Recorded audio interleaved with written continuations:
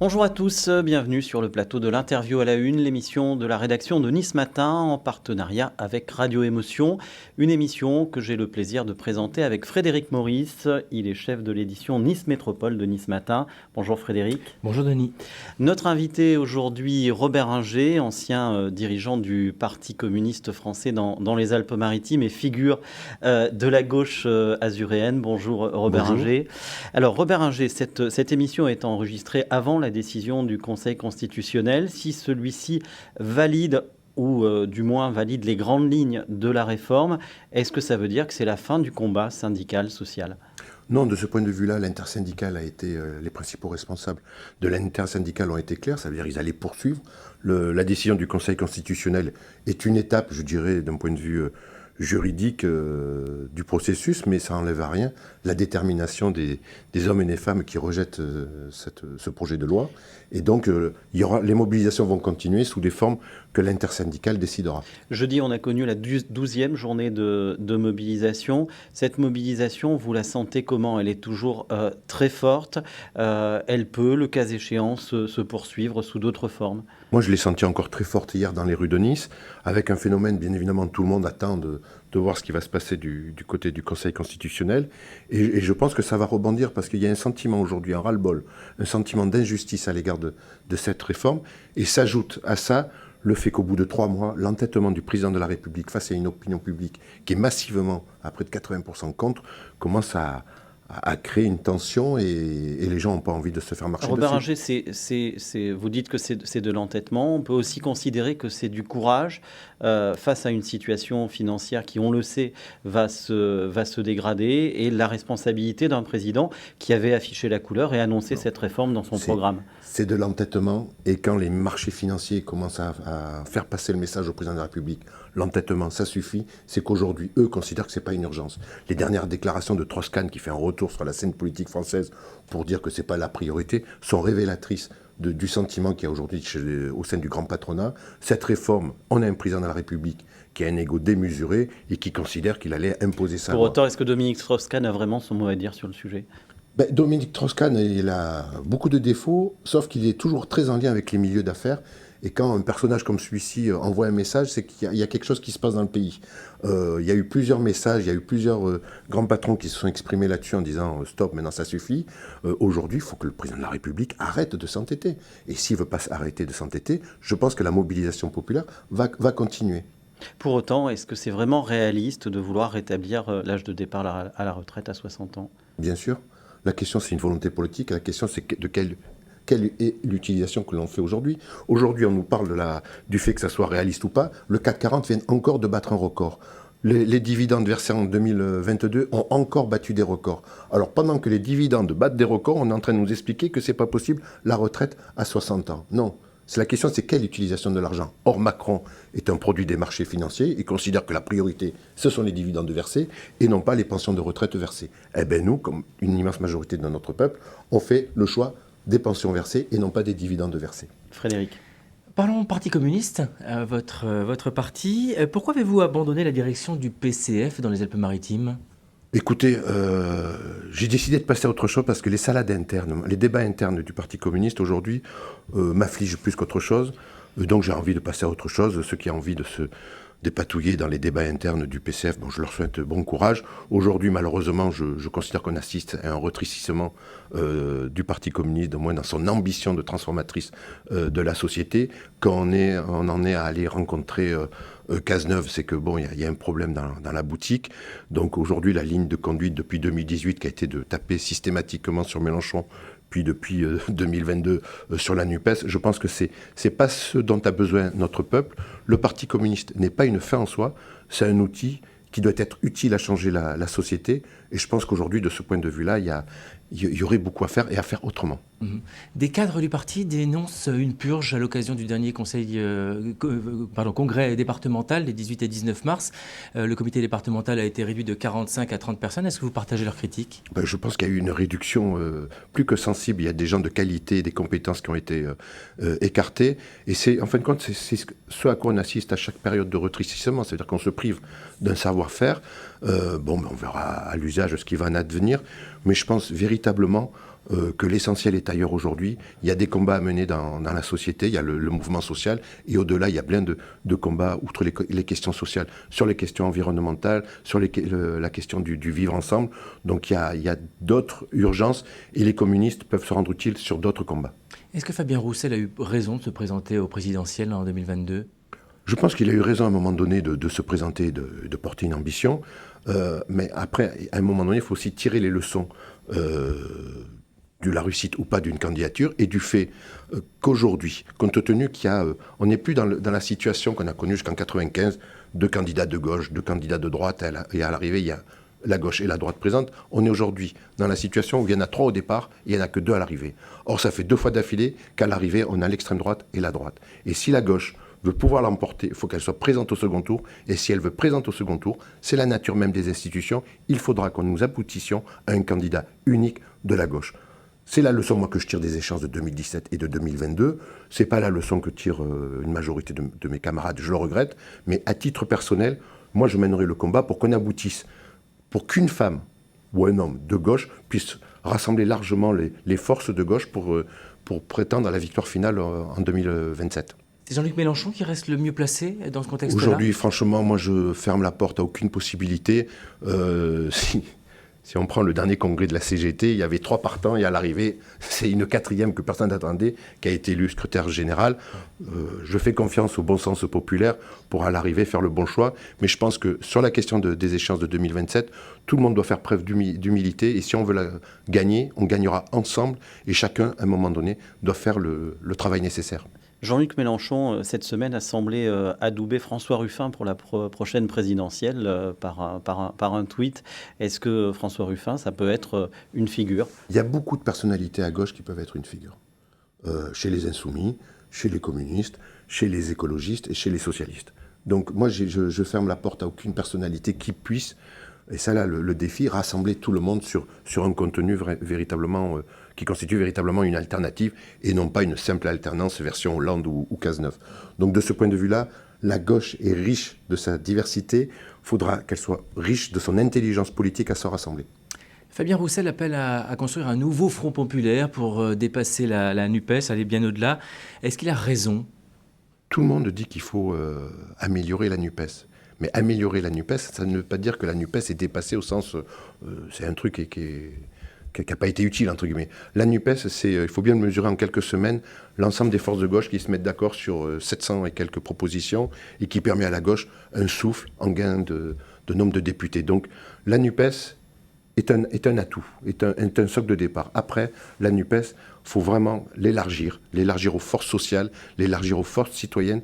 Il faut que ça soit une appropriation populaire et non pas uniquement une appropriation par 4 forces politiques. Donc il y a besoin d'une version 2, d'une saison 2 de la NUPES, mais ce n'est pas en se tournant vers Cazeneuve qu'on créera une saison 2 de la NUPES, c'est en se tournant vers les forces sociales et vers le mouvement citoyen. Pour Fabien Roussel, nos frontières deviennent des passoires. Est-ce qu'il a raison ? Je trouve que le propos est malheureux. Alors après, il a essayé de rattraper son propos. Nos frontières ne sont pas des passoires. On est face à des mouvements migratoires de réfugiés multiples et divers. Il y a les guerres, il y a les conséquences du réchauffement climatique. Aujourd'hui, le défi pour l'Europe, mais pour le monde aussi, c'est d'anticiper les flux migratoires contraints qui sont à venir. On ne quitte pas son pays par plaisir, on le quitte parce qu'on y est contraint. Et donc, c'est de créer les conditions, d'une part, de permettre des retours au pays, d'autre part, de permettre une stabilité à la fois sociale, mais aussi environnementale.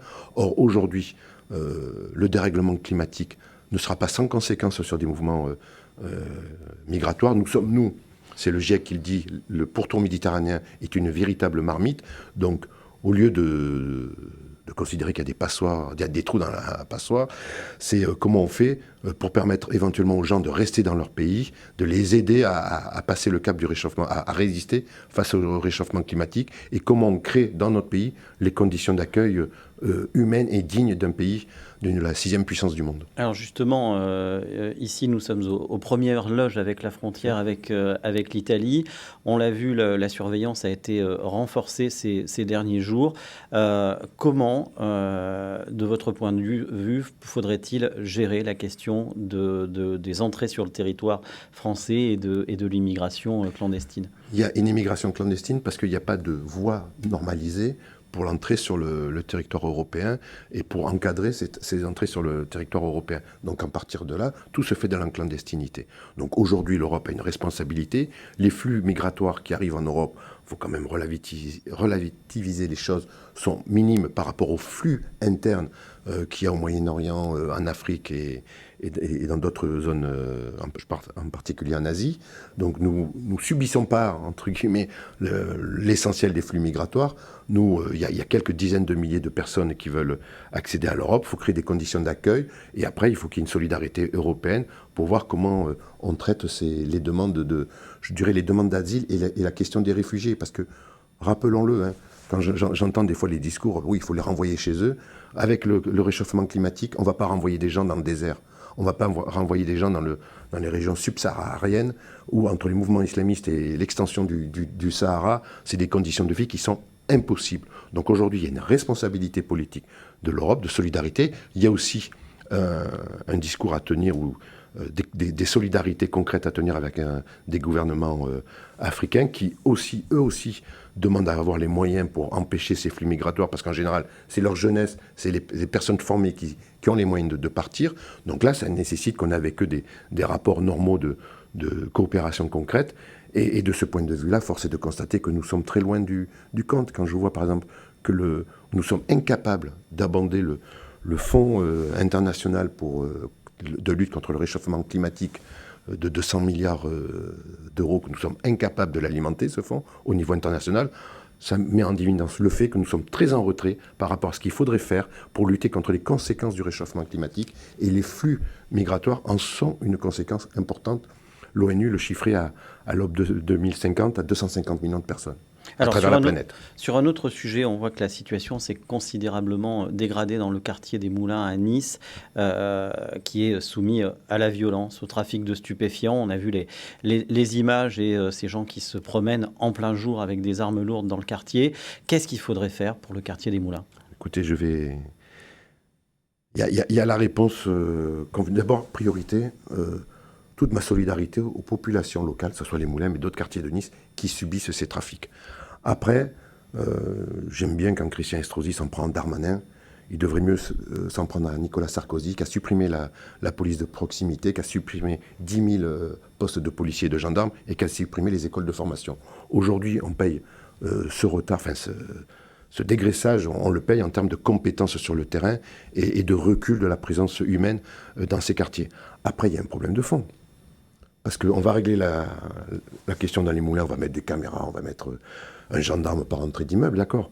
Le trafic va se reporter ailleurs, dans d'autres quartiers. Or, en France, aujourd'hui, il va falloir oser affronter un débat, tranquillement, sereinement. Depuis 50 ans, c'est l'échec de la politique tout répressive sur la question de l'usage des stupéfiants. Aujourd'hui, en ce moment même où nous débattons... Donc ouvrir la voie à la légalisation... L'Allemagne est en train de débattre de la légalisation de l'usage du cannabis à usage récréatif. Entendons-nous bien, on parle du cannabis à usage récréatif, on ne parle pas des drogues dures, là où il y a nécessité de mener un véritable combat. Aujourd'hui, c'est, pour vous donner un chiffre, un ordre d'idée, quand je vois M. Boré et le préfet défiler au Moulin, tout fiers d'annoncer, fantastique, on a saisi 10 kilos de résine de cannabis et 20 000 euros, faut savoir que ça représente à peu près uniquement, au niveau national, chaque année, que 10%. On saisit 40 tonnes quand il en est consommé près de 500 tonnes. Donc aujourd'hui, toutes ces mesurettes qu'on fait sont ridicules. Quand il est tout fier d'annoncer 3 PV adressés à des usagers de stupéfiants, il faut savoir que les estimations de l'Observatoire national sur les pratiques, ces pratiques-là, estiment qu'il y a 5 millions d'usagers ponctuels en France chaque année. De cannabis, hein? Pardon ? Du cannabis. J'en reste au cannabis. Donc on est vraiment sur un phénomène de société, toujours sur le cannabis, le même organisme, un organisme sérieux qui dépend de l'État, 47% des Français entre 18 et 64 ans ont au moins fait usage une fois du cannabis. Donc Est-ce que ça suffirait de légaliser le cannabis pour régler les problèmes dans des quartiers comme cela? Marseille, la situation à Marseille, je pense qu'elle est spécifique à la France. Donc on a la politique la plus répressive en Europe, et en même temps c'est l'échec total. Parce qu'on parle des moulins, mais Marseille, on en est à je ne sais plus combien de morts depuis le début de l'année pour les luttes de territoire. Donc il y a besoin de mettre tout le monde sur la table, de faire le constat aujourd'hui de l'échec, parce que c'est un échec des politiques menées depuis 50 ans, et de voir quelle alternative, de voir ce qui se fait chez les voisins. On ne veut pas traiter les Allemands d'être laxistes. Or, les Allemands sont en train de réfléchir à la question et de légiférer au moment où nous parlons sur cette question-là. Il y a la situation en Espagne, au Portugal, en Italie. Il faut voir ce qui s'est fait, tenir compte de ce qui a marché et de ce qui n'a pas marché, mais il faut qu'on sorte de la situation. Sinon, la situation niçoise, on le connaît, le scénario. Après les Moulins, ce sera la Madeleine, ce sera Roquebillière, les Liserons, l'Ariane, Pasteur, Saint-Roch. On sait qu'à chaque fois, les réseaux ont une capacité, parce qu'il y a une demande, c'est ça la réalité, il y a une demande qui est très forte, c'est des dizaines de milliers, 70 000 personnes à la louche dans les Alpes-Maritimes qui consomment de manière occasionnelle. On ne va pas mettre 70 000 personnes en prison, donc il y a besoin de trouver une solution qui permette de sortir de cette situation et d'envisager en fin de compte la fin de la prohibition, parce que on en est là aujourd'hui.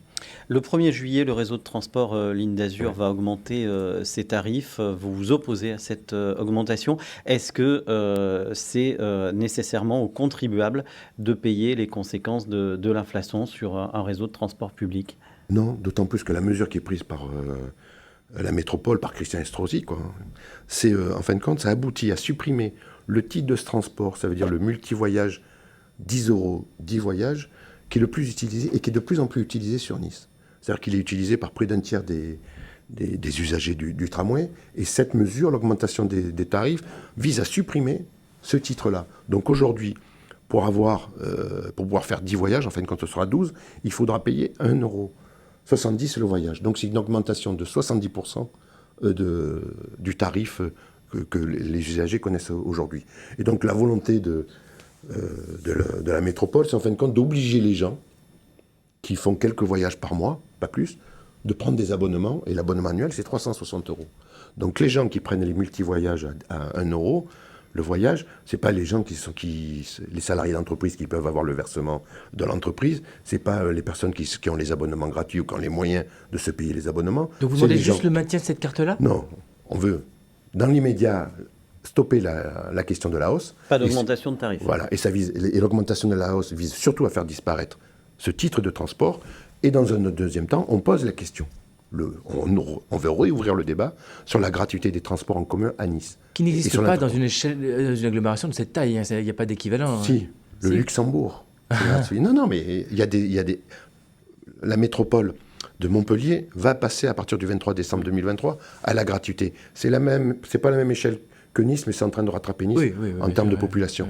Donc, il y a des choses à réfléchir, à faire. Les financements sont possibles. Après, c'est une question de volonté politique. Et pour lutter contre le dérèglement climatique, pour lutter contre l'usage de la voiture, qui est un facteur essentiel du réchauffement climatique, il y a une solution, c'est la gratuité des transports en commun. Et c'est possible. Financièrement, Viva, pendant la campagne, on en avait fait la démonstration. Ça reste toujours possible. Or, aujourd'hui, l'équipe de Christian Estrosi fait un choix inverse. C'est l'augmentation abonnement vélo bleu, c'est toutes les augmentations diverses et variées, et c'est la suppression du titre de transport le plus avantageux pour les usagers et le plus utilisé. Alors vous êtes un des rares, Robert Inger, des rares opposants au maire de Nice, Christian Estrosi, à ne pas contester la démolition d'Acropolis. Est-ce que vous pouvez nous expliquer pourquoi? Je conteste pas la démolition, ce que je conteste, c'est qu'il en reste au bâtiment d'Acropolis. Alors voilà, c'est la raison pour laquelle on vous interroge. Voilà, en clair, aujourd'hui. Moi, j'ai vécu la tempête à Alex, j'étais à Saorge. Parce que je partage ma vie entre Nice et Saorge. Et quelques jours après, je suis remonté à pied entre Breil et Saorge. Et donc j'ai vu, avant même de l'intervention des moyens, j'ai vu l'état de la Roya, l'état de la vallée, dans cette partie de la vallée. Et c'était pire au-dessus. Donc j'ai compris les conséquences d'une tempête Alex sur la vallée de la Roya. Aujourd'hui, on sait pertinemment, et il y a des rapports gouvernementaux, il y a des études gouvernementales qui pointent que Nice, il y a un risque réel du paillon, de débordement. Christian Estrosi l'a dit lui-même lors du conseil municipal du 13 octobre, de débordement. Or, aujourd'hui, si on veut éviter ou minimiser, réduire l'impact du débordement du paillon, il n'y a qu'une solution. Il faut enlever tout ce qui a été construit dans le lit du paillon. Même la couverture. Et oui, la couverture, parce que la couverture, elle repose sur des arches, et les arches, grosso modo à la louche, ça représente 20% du lit. Ça obstrue 20% du lit du paillon. Donc aujourd'hui, il y a cette question-là, c'est que si on veut éviter une catastrophe, il faut à un moment donné, il faudra en arriver là, sauf à y être contraint par une catastrophe. D'autant plus que quand on observe un peu le paillon, le lit mineur du paillon, vous savez, l'église du Vœu, quand vous regardez, que vous êtes dos à l'ancien théâtre, et que vous regardez l'église du Vœu, elle est 2 mètres en contrebas. Elle est dans l'ancien lit mineur du paillon. Donc le paillon, un jour, passera par là, si rien n'est fait pour essayer de le contenir dans son lit. Donc c'est la raison pour laquelle, avec d'autres, je demande qu'au moins il y ait une réflexion, d'autant plus, et j'ai publié un texte là-dessus, c'est que le dernier document officiel signé par le préfet concernant la prévention des risques inondations concernant le paillon date de 1999. C'est le plus vieux. C'est le plus ancien document dans le département. Or, depuis 1999, il s'est passé des choses. Il serait temps qu'on réactualise ce document pour qu'on mesure la réalité des risques. Et de ce point de vue-là, je regrette que Christian Estrosi, lors du 13, se limite à considérer qu'il y a un risque de submersion. Il suffit de supprimer Acropolis pour régler le problème. Non. S'il y a un risque de submersion, c'est tout ce qu'il y a dans le lit du paillon qui pose problème. Mediapart a publié cette semaine une enquête intitulée à Nice, le logement social au mérite. Est-ce injuste d'expulser des locataires condamnés pour des faits graves, Robert Inger ? Il expulse les familles. C'est pas la même chose. Il expulse les familles. Quand on dit il, c'est Anthony Boré, président de des Il expulse des familles parce que le fiston a fait des conneries, a été condamné à la prison. Je trouve qu'on rentre là dans une logique, on punit la famille pour l'acte d'un des membres de la famille. C'est un peu ce qui se passe dans les territoires occupés en Israël, où on détruit la maison de la famille parce qu'il y a un fiston qui a fait une bêtise. Moi, c'est cette répression collective, je suis fondamentalement contre, quelle que soit la situation. Donc c'est pour ça le tout répressif de ce côté-là, de la part d'Anthony Boré, c'est à l'image du reste des déclarations très martiales, et en même temps c'est pour masquer une réalité, c'est qu'on est loin du compte en termes de construction de logements sociaux sur la ville et sur la métropole, et dans le département. Il n'y a pas que Nice qui est responsable. On est très en deçà, et c'est quand même le paradoxe. On est une ville qui ne gagne pas d'habitants depuis 20 ans. Toutes les grandes métropoles, je parle, Toulouse, Montpellier, gagnent des habitants, des fois des dizaines de milliers d'habitants par an, et Nice, alors qu'il y a des constructions, ne gagne pas d'habitants. Donc on a un problème sur le logement, avec le Airbnb qui se développe, avec les résidences touristiques qui se développent, et donc Monsieur Anthony Boré devrait consacrer plus d'efforts à trouver des terrains du foncier pour construire des immeubles, et pas pour faire la chasse aux familles. Qu'est-ce qui a manqué à Viva, cette liste qui était soutenue par la France Insoumise et le Parti communiste français en 2020 à Nice? Qu'est-ce qui lui a manqué pour rentrer au conseil municipal? 600 voix. Voilà. Il a manqué pas grand-chose dans un contexte qui est un peu compliqué, en plus avec le début de la crise du Covid. Ceci dit, c'est un score qui marque une progression. Moi, j'avais été tête de liste en 2014. C'était un score qui était en progression, et c'est un score qui relève aussi d'énormes potentialités. Donc ça relève des possibles. En même temps, parce que pour anticiper sur la suite, si la gauche veut peser en 2026, il faudra que la gauche soit rassemblée, toute la gauche. Parce que rappelons qu'effectivement, en 2020, il y avait une autre liste de gauche. Il y avait deux autres. Oui, il y avait 2 autres listes, effectivement. Voilà. Mais une autre qui a fait quand même quelques voix aussi, et donc on peut imaginer qu'effectivement, ces 600 voix se trouvaient là, quoi. Ces 600 voix, c'est la division, mais je pense qu'aujourd'hui, si la gauche dans son ensemble veut peser dans cette ville, et elle peut peser parce qu'elle représente au moins un tiers, si ce n'est plus, de l'électorat, il faut qu'elle crée les conditions pour se rassembler, des écologistes aux communistes, en passant par les insoumis et les socialistes. Et la société civile et citoyenne. Vous pensez même qu'elle peut gagner au prochain municipal Écoutez, maintenant, moi en politique, j'ai appris à ne jamais dire jamais. Voilà. Donc tout est possible, on est dans une situation qui peut évoluer assez rapidement. Tout est possible à Nice, quoi qu'on en dise. Il faut jamais oublier que Christian Estrosi n'a jamais été élu avec plus de 25% des inscrits. Donc c'est un maire par défaut. La dernière fois, il est élu avec 16% des inscrits. Donc aujourd'hui, à minima, il y a 75% des Niçoises et des Niçois qui n'ont jamais voté Christian Estrosi au deuxième tour. Donc voilà, il y a de quoi, je dirais, créer les conditions pour une alternative à Nice. Il y a une question plus personnelle pour finir et à la fois politique. Il se dit beaucoup, justement, à gauche, que vous êtes la personnalité qui fait le plus consensus aujourd'hui dans la gauche niçoise. Donc, sous-entendu, la personne qui devrait se présenter à la tête de cette liste. Est-ce que vous êtes prêt? Franchement, moi, aujourd'hui, j'ai une seule ambition, c'est de mettre de l'huile dans les rouages pour créer les conditions du plus large rassemblement. Après, le ou la personne ça qui compte incarne... quand même la personne qui va tirer l'attelage. Mettons-nous d'abord d'accord sur le contenu, sur les grandes mesures à prendre pour la population niçoise, et après on réfléchira sur l'équipe très large, pas que les candidats, mais l'équipe aussi dans la ville, pour porter tout ça. Je pense qu'aujourd'hui, faut pas... Enfin, de mon point de vue, c'est un point de vue personnel, c'est pas une question d'une personne, parce qu'on a des personnalités compétentes, et je pense en premier à Mireille Damiano qui a conduit la liste Viva en 2020, on a des personnalités compétentes et fortes de conviction, mais ensemble, travaillons au plus large rassemblement et après, on trouvera les chemins. Très bien, merci. Merci beaucoup Robert Ringer, merci Frédéric, merci à Sophie Doncé et Philippe Bertini pour la réalisation de cette émission, à Christelle Benjamin pour sa préparation, une émission que vous pouvez retrouver sur les plateformes réseaux sociaux et sites internet de Nice Matin et Radio Émotion. On se retrouve la semaine prochaine pour une nouvelle édition de l'interview à la une. Bonne journée et bon week-end à tous.